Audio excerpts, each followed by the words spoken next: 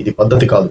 ఒక మంత్రిగా పనిచేస్తూ చేసినటువంటి అనుభవము, ఒక సీనియర్ మహిళా మంత్రిగా మహిళలను కించపరిచి మాట్లాడటం తప్పు. మా సినిమా ఇండస్ట్రీ వాళ్ళు ఒక స్మార్ట్గా ఉంటారు, స్మార్ట్ మాట్లాడుతూ ఉంటారు అనే ఒక సాకుతో మమ్మల్ని లాగొద్దు.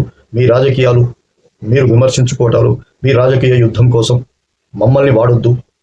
మా యొక్క జీవితాలతో ఆడుకోవద్దు.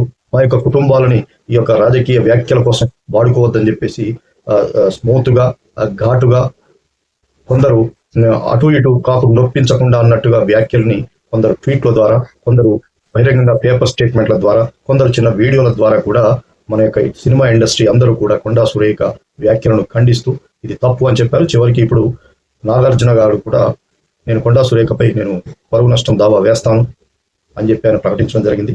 ఇప్పుడు కొండా సురేఖ గారు క్షమాపణ కూడా చెప్పడం జరిగింది. దీంతో దాదాపు ఇప్పుడు సద్దుమణిగినట్టే.